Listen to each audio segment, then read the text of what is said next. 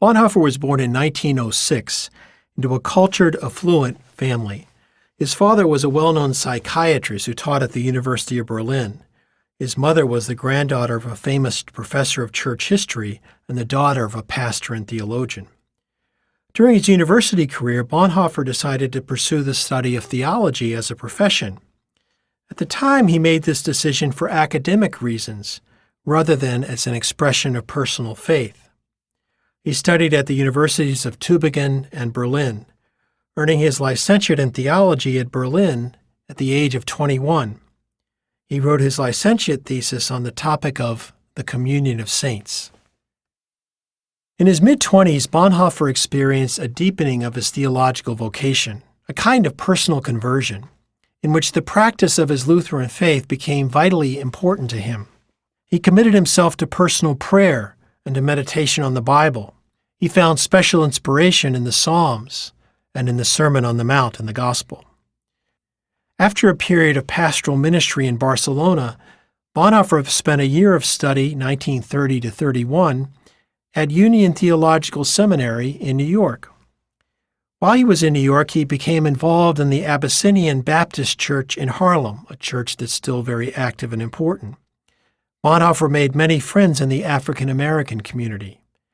His experience of poverty in Harlem and racism in the U.S. influenced his later opposition to the racism of the Nazi regime. Bonhoeffer lectured periodically at the University of Berlin until the Nazis officially expelled him from the university in 1936. After Hitler came to power in 1933, however, Bonhoeffer lost his interest in pursuing an academic career.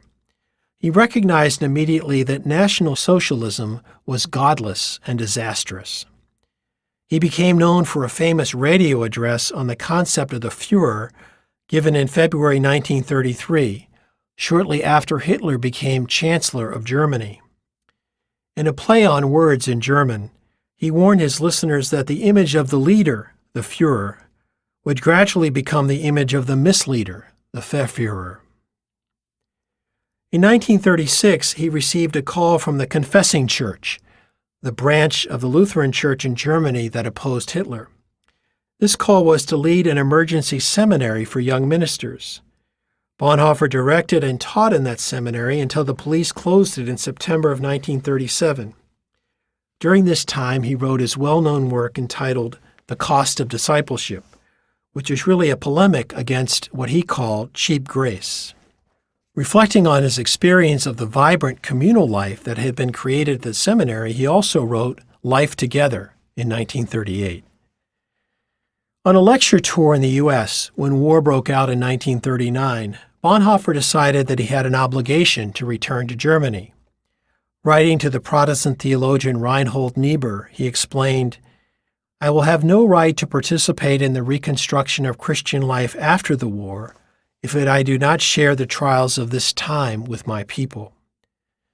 Bonhoeffer then made the momentous decision to become more directly involved in the resistance movement.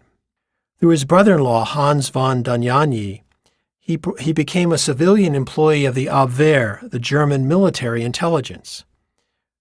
Bonhoeffer's work as a courier for the Abwehr enabled him to make contacts for the resistance abroad, including a meeting with Bishop Bell in Sweden. With his choice to work as a double agent in the military intelligence, Bonhoeffer had made the difficult decision to move out of the realm of the ecclesiastical into the political sphere, a move that isolated him from some of his church colleagues. The resistance was behind two assassination attempts against Hitler in March of 1943, neither of which was successful. It was also involved in the famous attempt carried out by Colonel von Stauffenberg on July 20, 1944. Bonhoeffer was arrested on April 5, 1943, along with his sister and brother-in-law. He spent the first 18 months of confinement in the Tegel prison in Berlin.